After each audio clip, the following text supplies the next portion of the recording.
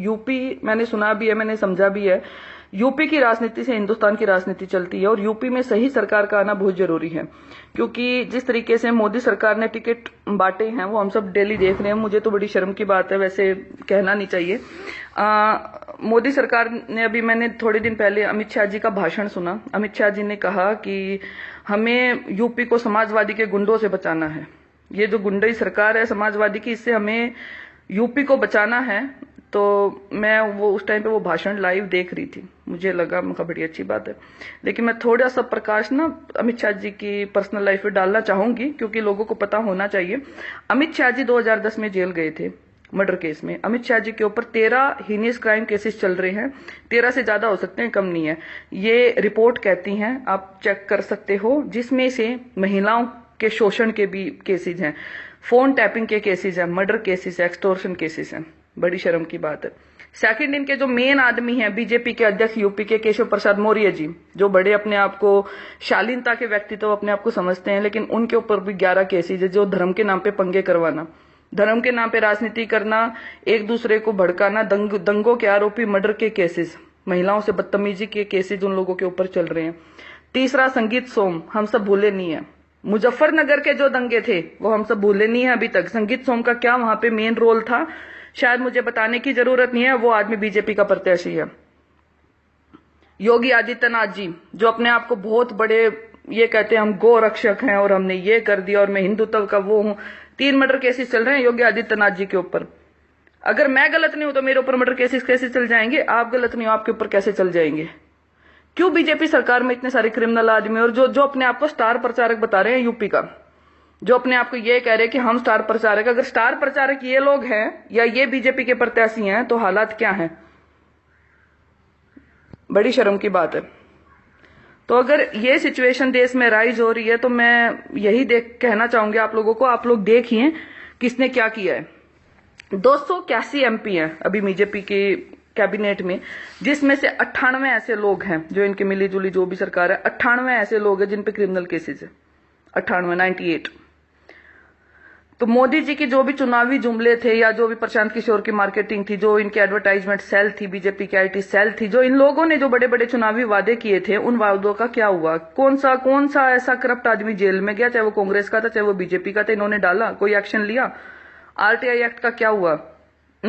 और उसके बाद ऐसे लोगों को टिकट बांटना जो खुद मर्डरर हैं, रेपिस्ट हैं, और ऐसे लोगों को ये लोग सामने लाके खड़ा कर रहे हैं। फिर ये देश सुधारने की बात करते हैं, देश बदलने की बात करते हैं, और इन लोगों को ये लगता है कि जनता इतनी मूर्ख है कि देश बदल देंगे ये लोग।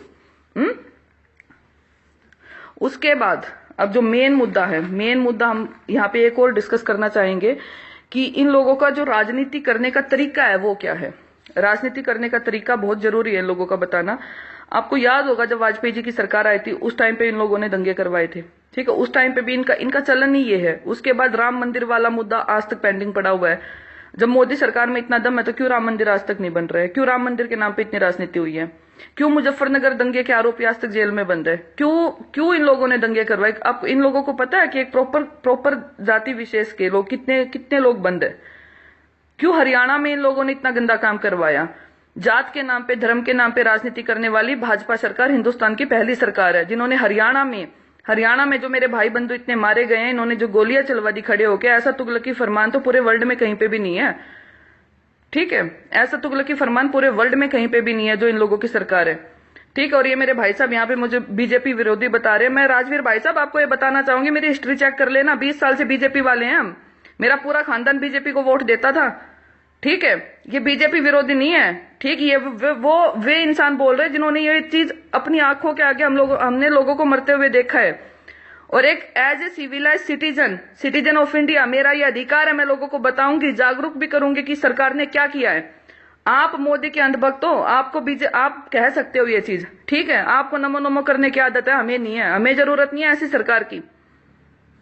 एनीवे, ये तो ऐसे चलता रहेगा। दूसरी बात, हरियाणा में जो इन लोगों ने किया, जो 2100 आदमी अभी जेल में बंद है, जिनको छोड़ने का ये लोग कोई नाम नहीं ले रहे हैं, ठीक है? अभी मुरथल ये कह रहे थे चिल्ला चिल्ला के मुरथल में रेप हुआ, मुरथल में रेप हुआ। कहाँ हुआ रेप? बता दो एक बार।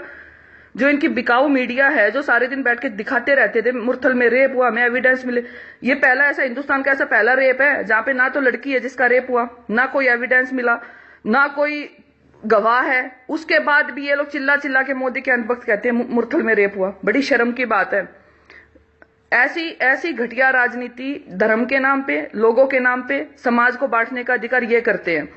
ठीक है, उसके बाद मेन मुद्दा किसानों के लिए किसान विरोधी सरकार पहली भाजपा सरकार है। मोदी सरकार के गवर्नमेंट में आने से पहले ये लोग कहते थे हम स्वामीनाथन रिपोर्ट को लागू करेंगे। स्वामीनाथन रिपोर्ट का मतलब आप लोगों को पता था, किसान की फसल का 50% जो उन्होंने लगाया उसका मूल्य ये लोग उनको देंगे। इन्होंने लागू तो करना दूर की बात है, उसको निरस्त कर दिया। कहां है स्वामीनाथन रिपोर्ट? क्या वो इंप्लीमेंट हुई? नहीं हुई इंप्लीमेंट। इन लोगों ने देश को सिर्फ बांटने का काम किया है। कभी जाटों को तो बना ही दिया इन लोगों ने, दूरी बना दिया कि इनको आगे कर दो, हमारे नाम पे इतने हमारे भाई बंधु आज अंदर बंद है, इतने हमारे भाइयों को मरवा दिया। और वहां पे अपने पेड़ लोग खड़े करके इन लोगों ने दंगे करवा दिए। और आज ये लोग ये बात कर रहे हैं। अभी इनके बीजेपी के एक मैंने मुझे नाम तो याद नहीं, अभी यूपी से बयान आया, मुजफ्फरनगर से, नहीं पूरे जाट हमारे साथ है।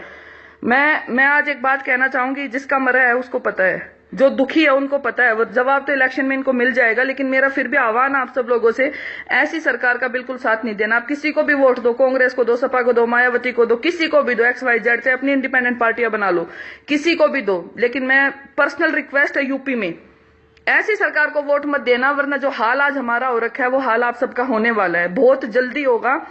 क्योंकि स्वामीनाथन रिपोर्ट इन लोगों को लागू नहीं करना, ये दिखाता है कि किसान विरोधी सरकार है। ठीक है, सबसे मेन मुद्दा अब कॉर्पोरेट और प्राइवेटाइजेशन के बारे में मैं थोड़ा सा इन लोगों को बताना चाहूंगी।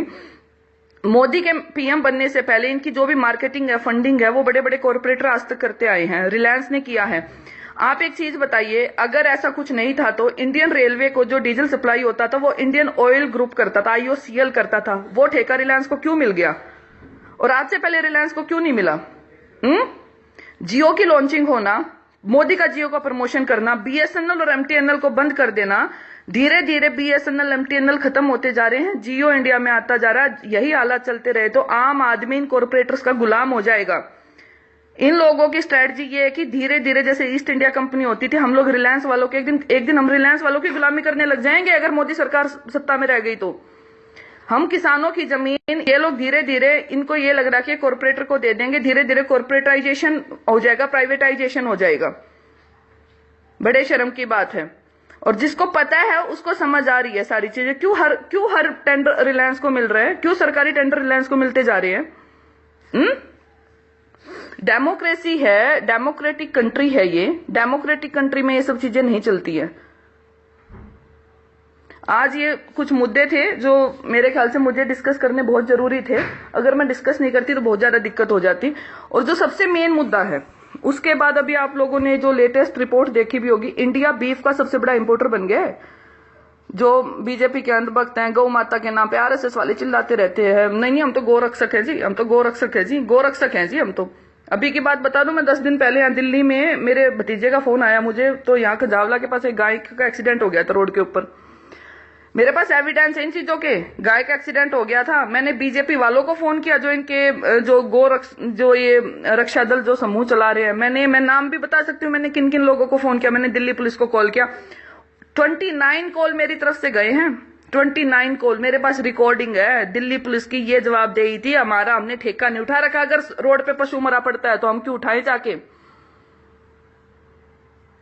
सेंटर में बीजेपी है, बीजेपी वाले गोरक्षा वाले कह रहे हैं। RSS के लोगों को मैंने फोन किया, गो जो दल है उन लोगों को मैंने फोन किया, गौशाला में मैंने फोन किया, जो सेंटर चला रहे उनको मैंने फोन किया, जो NGO चला रहे मैंने उनको फोन किया, मैंने पुलिस वालों को फोन किया। 2.5 घंटे तक रोड पे कोई नहीं पहुंचा था।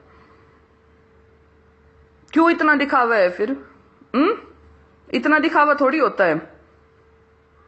एक बीफ का नंबर 1 एक्सपोर्ट बन गया इंडिया। आपको पता है? आप RTI लगा लो और चेक कर लो। वैसे तो आप लोगों को जवाब नहीं देंगे, साले RTI वाले भी ऐसे ही हैं, लेकिन आप चेक कर लेना। मैं कह रही हूं, मोदी को डोनेशन देने वाला, बीजेपी को डोनेशन वाला सबसे बड़ी बीफ डोनेशन कंपनियां आज के दिन। तो इन लोगों को आम आदमी की नब्ज पता चल गई है कि धर्म के नाम पे, रिलीजन के नाम पे, जातियों के नाम पे किस तरीके से लोगों को बांटा जाता है और किस तरीके से वोट बैंक बढ़ाया जाता है। ठीक है, किस तरीके से वोट बैंक बढ़ाया जाता है। ये भाई साहब मेरे को कह रहे हैं, राजवीर रोहिला जी अभी कह रहे हैं आप राजनीति में आ जाइए। भाई साहब आपका काम है राजनीति करना, हमारा नहीं, हम तो आम आदमी है, ऐसे ही रहेंगे। ठीक है, और मुझे राजनीति में आना होगा, आपकी सलाह की जरूरत नहीं है, जिस दिन आना होगा आ जाएंगे। जब जरूरत लगेगी ना, हम जैसे लोगों को आगे आना चाहिए, आएंगे, जरूर आएंगे, टेंशन मत लो, जब आएंगे। लेकिन हम तो अभी मेरी इतनी एज भी नहीं है, लेकिन हाँ जितनी हमारी समझ है, जितनी हमें नॉलेज है, हम लोगों को जागरूक जरूर करेंगे आपकी सरकार के बारे में। ठीक है, और बड़ी शर्म आती है कि इतने वेल एजुकेटेड होके आप लोगों को सच दिखाई नहीं देता है। मैं किसी पार्टी का फेवर नहीं करती यहाँ पे, लेकिन मैं उन लोगों के बारे में जरूर बताना चाहूंगी जो महिलाओं के फोन टैप करते हैं, औरतों का शोषण करते हैं, और उसके बाद उन लोगों को वो टिकट के प्रत्याशी बनाते हैं और एक लिस्ट में आता कि ये स्टार प्रचारक है यूपी में बीजेपी के। बड़ी शर्म की बात है। तो ऐसी सरकार को मैं नहीं चाहूंगी कि भाइयों आप लोग वोट करो।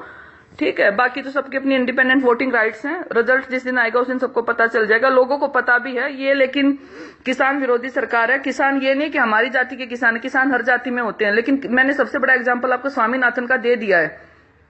ठीक है, स्वामीनाथन रिपोर्ट का मैंने आपको बता दिया है। जो सरकार, चाहे वो कांग्रेस है, चाहे वो बीजेपी है, चाहे वो यूपी में सपा है, चाहे वो मायावती आए, चाहे वो रालोद आए, जो सरकार हम किसानों के साथ है, हम उनका समर्थन करना चाहेंगे। क्योंकि इंडिया कृषि प्रधान देश रहा है, आज तक इंडिया कृषि प्रधान देश रहा है।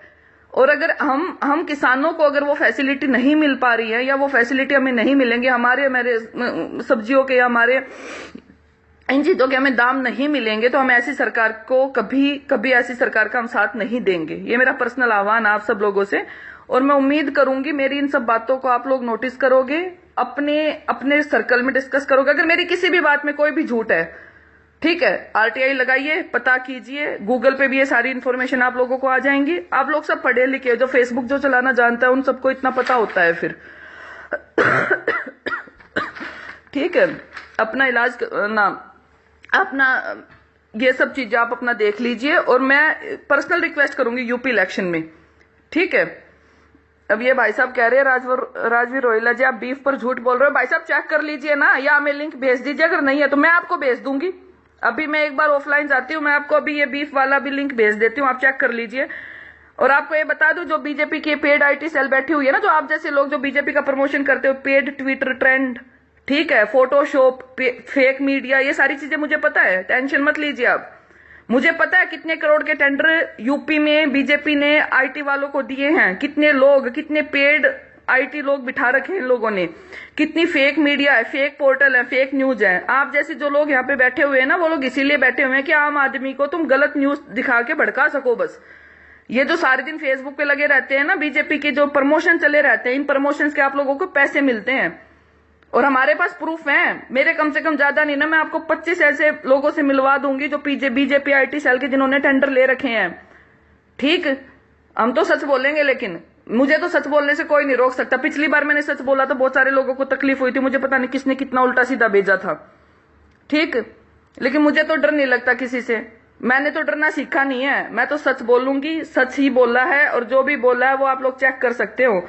और बिल्कुल मुझे नहीं लगता मुझे आज एक चीज पता है, बीजेपी जैसी सरकार सिर्फ किसानों के विरोध में खड़ी है, जाटों के विरोध में खड़ी है। हमारा ऐसा कर दिया बीजेपी सरकार ने, मेरे आज भी 2100 भाई बंधु जेल में बंद है, 2100 भाई बंधु जेल में बंद। और मुझे पता है वेस्ट यूपी में हमारे जो ऊपर लोग बैठे हुए हैं, सब आह्वान कर रहे हैं, हमारी कौम बीजेपी के खिलाफ है, खिलाफ रहेगी, खिलाफ है। और उसके अलावा भी जो भी किसान है, वो जिस भी पार्टी के किसान है, जो भी आदमी किसान है ना, कोई किसान बीजेपी को वोट नहीं देगा। रिजल्ट इनके आगे आ जाएगा, क्योंकि सब इतने दुखी कर रखे हैं। हम देखेंगे कैसे कॉर्पोरेटर किसानों के ऊपर राज करेंगे। ये लड़ाई अब किसानों की और कॉर्पोरेटर की है, ये लड़ाई अब आम आदमी और बीजेपी की नहीं रही है। ठीक है, हम अपने देश को गुलाम नहीं होने देंगे दोबारा। पहले अंग्रेजों ने राज कर लिया, अभी कंपनी वाले राज कर लेंगे, न्यू को नहीं होया करें। ठीक, रिलायंस ने देश का ठेका नहीं उठा रखा, रिलायंस के गुलाम हम लोग तो नहीं बनने वाले, गुजरातियों के गुलाम हम लोग नहीं बनने वाले। हमारी अपनी जमीन, हमारे बाप दादाओं की जमीन, हम अपनी जमीन किसी को नहीं देने वाले। ठीक है, मैं तो नहीं देने वाली। मेरा वोट उस पार्टी के लिए है जो पार्टी हमारे किसानों के साथ है। बाकी आप लोगों की मर्जी है, जैसा आपको ठीक लगे। ठीक है, मेरे को जो बताना था बता दिया। और आप लोगों की जो भी क्वेश्चन है, जो भी क्वेरीज है, मैं फेसबुक पे ही हूं। मुझे किसी भी टाइम आप लोग फोन कर सकते हो, मैसेज कर सकते हो, पूछ सकते हो, आके मिल सकते हो, डिस्कस कर सकते हो, आप लोगों को जो भी है। ठीक है।